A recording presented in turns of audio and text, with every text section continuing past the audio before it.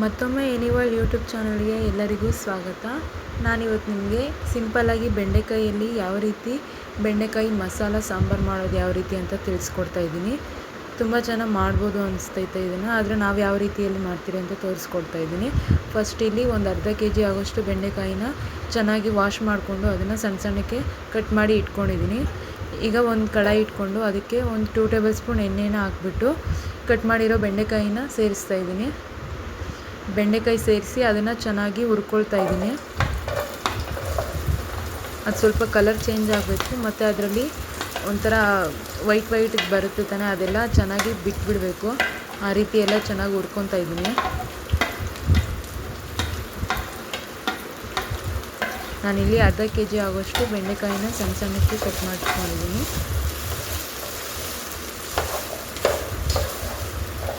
ನೋಡಿರಿ, ಎಲ್ಲ ಚೆನ್ನಾಗಿ ಮಿಕ್ಸ್ ಮಾಡಿಕೊಂಡು ಹುರ್ಕೊತಾ ಇದ್ದೀನಿ. ಒಂದು ಹಾಫ್ ಆನ್ ಅವರ್ ಟೈಮ್ ಹಿಡಿಯುತ್ತೆ ಇದಕ್ಕೆ. ನಿಧಾನ ಆದರೂ ಪರವಾಗಿಲ್ಲ, ಅದು ವೈಟ್ದು ಒಂಚೂರು ಇಲ್ಲದೆ ಇರೋಗೆ ಚೆನ್ನಾಗಿ ಇದು ಹುರ್ಕೊಳ್ಬೇಕಾಗ್ತೈತೆ ಇದನ್ನು, ಬೆಂಡೆಕಾಯಿನ.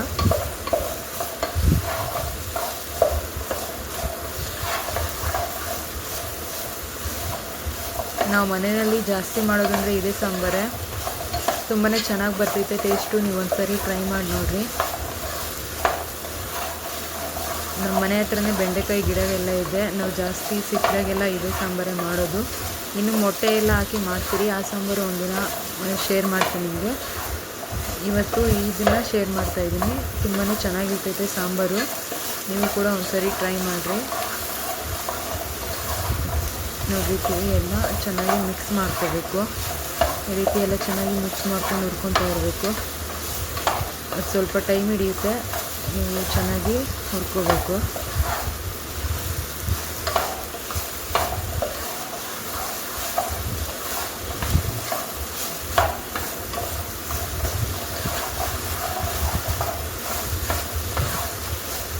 ಕೈ ಬಿಡಿದಿರ ಚೆನ್ನಾಗಿ ಉರಿತಾನೆ ಇರಬೇಕಾಗ್ತೈತೆ. ಅದು ಉರಿತಾ ಇರಲಿ ಬೆಂಡೆಕಾಯಿ. ಈಗ ಒಂದು ಮಿಕ್ಸಿ ಜಾರ್ ತಗೊಂಡು ನಾನಿಲ್ಲಿ ಒಂದು ಈರುಳ್ಳಿ, 2 ಬೆಳ್ಳುಳ್ಳಿ, ಸ್ವಲ್ಪ ಕೊಬ್ಬರಿ, 1 ಟೊಮೊಟೊ, ಸ್ವಲ್ಪ ಕೊತ್ತಂಬರಿ ಸೊಪ್ಪು ಎಲ್ಲ ಕಟ್ ಮಾಡಿ ಸಣ್ಣ ಸಣ್ಣಕ್ಕೆ 2 ಸರಿ ವಾಶ್ ಮಾಡಿ ಇಲ್ಲಿ ಸೇರಿಸ್ತಾ ಇದ್ದೀನಿ. ಮತ್ತು ಇಲ್ಲಿ ಮಸಾಲೆನ ಸೇರಿಸೋದು ಹೇಳ್ತೀನಿ.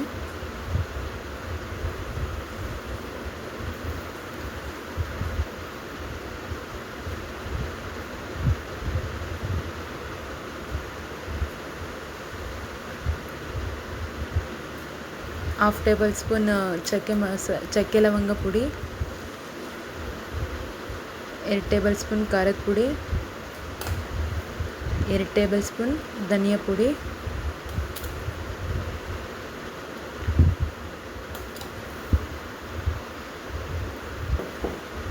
ಇದಕ್ಕೆ ಸ್ವಲ್ಪ ನೀರು ಸೇರಿಸಿ ನುಣ್ಣಗೆ ರುಬ್ಕೊಂಡು ಬರ್ತೀನಿ.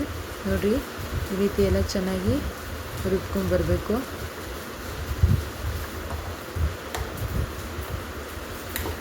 ಈ ರೀತಿ ಎಲ್ಲ ಆದಮೇಲೆ ನೋಡಿರಿ, ಈ ಸೈಡೆಲ್ಲ ಬೆಂಡೆಕಾಯಿ ಚೆನ್ನಾಗಿ ಫ್ರೈ ಆಗಿದೆ. ಅದು ನೋಡಿರಿ, ನೀವು ವೈಟ್ ಇದೆಲ್ಲ ಚೆನ್ನಾಗಿ ಬಿಟ್ಕೊಂಡಿದೆ. ಈ ರೀತಿ ಎಲ್ಲ ಬಿಟ್ಬಿಡಬೇಕು ಎಲ್ಲದರಲ್ಲೂ. ಇನ್ನೂ ಒಂದು 2 ನಿಮಿಷ ಚೆನ್ನಾಗಿ ಫ್ರೈ ಆಡಿಸ್ತಾ ಇದ್ದೀನಿ.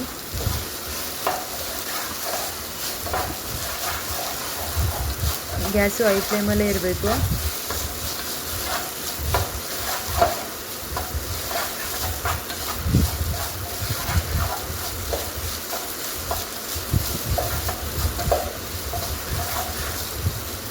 ನೀವು ಆದಷ್ಟು ಬೇಗನೆ ಕೈ ಆಡಿಸ್ಬೇಕು. ಅದು ಒಂಥರ ಏನಿದು ಬಂಕ ಥರ ಇದ್ದರೆ ಸಾಂಬಾರು ಚೆನ್ನಾಗಿ ಬರಲ್ಲ. ಅದಕ್ಕೆ ಚೆನ್ನಾಗಿ ಹುರ್ಕೋಬೇಕು ಬೆಂಡೆಕಾಯಿನ.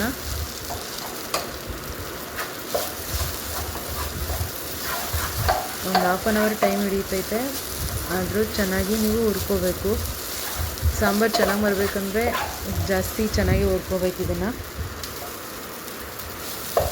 ನೋಡಿರಿ, ಎಲ್ಲ ಚೆನ್ನಾಗಿ ಫ್ರೈ ಆಗಿದೆ. ಈಗ ಗ್ಯಾಸು ಆಫ್ ಮಾಡಿ ಒಂದು ಪ್ಲೇಟ್ಗೆ ಟ್ರಾನ್ಸ್ಫರ್ ಮಾಡ್ತಾಯಿದ್ದೀನಿ ಇದನ್ನು.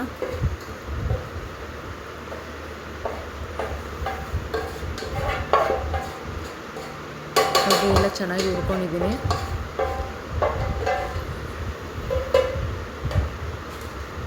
ನೋಡಿರಿ, ನೀವು ನೋಡ್ಬೋದು ನೋಡ್ಬೋದು, ಅದು ವೈಟದು ಒಂಚೂರು ಇಲ್ಲ. ಈ ರೀತಿ ಎಲ್ಲ ಬಿಡಿ ಬಿಡಿಯಾಗಿರಬೇಕು, ಒಂದೊಂದಕ್ಕೆ ಅಂಟ್ಕೊಂಡಿರಬಾರ್ದು.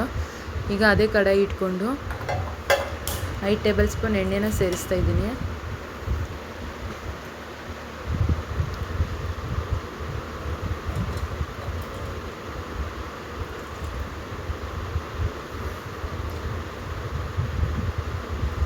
ಎಣ್ಣೆ ಸ್ವಲ್ಪ ಬಿಸಿ ಆದಮೇಲೆ 1 ಟೇಬಲ್ ಸ್ಪೂನ್ ಸಾಸಿವೆ ಸೇರಿಸ್ತಾ ಇದ್ದೀನಿ.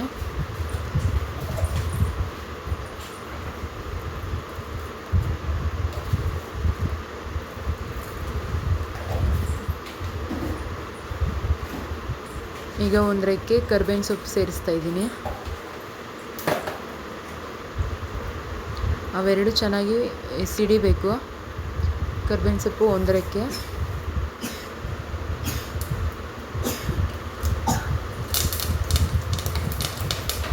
ನೋಡಿರಿ ಅವೆರಡು ಚೆನ್ನಾಗಿ ಸಿಡಿತಾ ಇದೆ. ಈ ಟೈಮಲ್ಲಿ ನಾವು ಗ್ರೈಂಡ್ ಮಾಡಿದ್ರಲ್ವ ಆ ಮಸಾಲೆನ ಸೇರಿಸ್ಬೇಕು. ಒಂದೆರಡು ಸೆಕೆಂಡ್ ಫ್ರೈ ಮಾಡ್ಕೊಳ್ಳಿ. ಹಾಗೆಯೇ ಇದಿಷ್ಟು ಆದಮೇಲೆ ಮಸಾಲೆನ ಹಾಕ್ರಿ. ಗ್ಯಾಸು ಲೋ ಫ್ಲೇಮಲ್ಲಿಟ್ಟು ಚೆನ್ನಾಗಿ ಮಿಕ್ಸ್ ಮಾಡ್ಕೊಳ್ರಿ. ಅದನ್ನು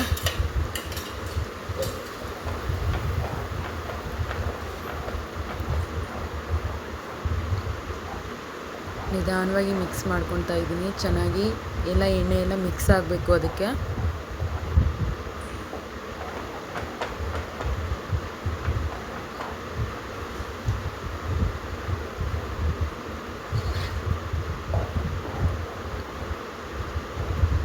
ಈಗ ಎಲ್ಲ ಮಿಕ್ಸ್ ಮಾಡಿಕೊಂಡು ಅದು ಸ್ವಲ್ಪ ಸೈಡಲ್ಲೆಲ್ಲ ಎಣ್ಣೆ ಬಿಡಬೇಕು. ನೋಡಿರಿ ಸಣ್ಣ ಸಣ್ಣಕ್ಕೆ ಕುದೀತಾ ಇದೆ. ಅದು ಕುದಿಯುವಾಗ ಪ್ಲೇಟ್ ಮುಚ್ತಾ ಇದ್ದೀನಿ.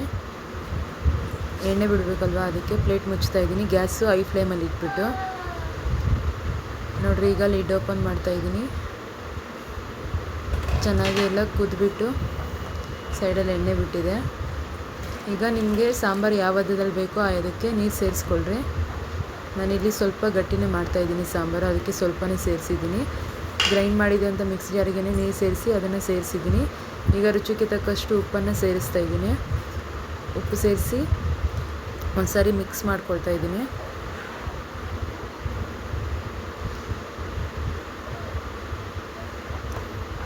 ಒಂದು ಸಾರಿ ಎಲ್ಲ ಚೆನ್ನಾಗಿ ಮಿಕ್ಸ್ ಮಾಡಿಕೊಂಡು ಈಗ ಸಾಂಬಾರು ಅದು ಕುದಿ ಬರಬೇಕು. ಒಂದು ಕುದಿ ಬರೋವರೆಗೂ ಗ್ಯಾಸು ಹೈ ಫ್ಲೇಮಲ್ಲಿ ಇಟ್ಬಿಟ್ಟು ಲಿಡ್ ಕ್ಲೋಸ್ ಮಾಡಿರಿ. ನೋಡಿರಿ ಚೆನ್ನಾಗಿ ಎಲ್ಲ ಸಾಂಬಾರು ಕುದಿ ಬರ್ತಾ ಇದೆ. ಸ್ವಲ್ಪ ಗಟ್ಟಿನೂ ಆಗಿದೆ ಸಾಂಬಾರು, ನೀವು ನೋಡ್ಬೋದು.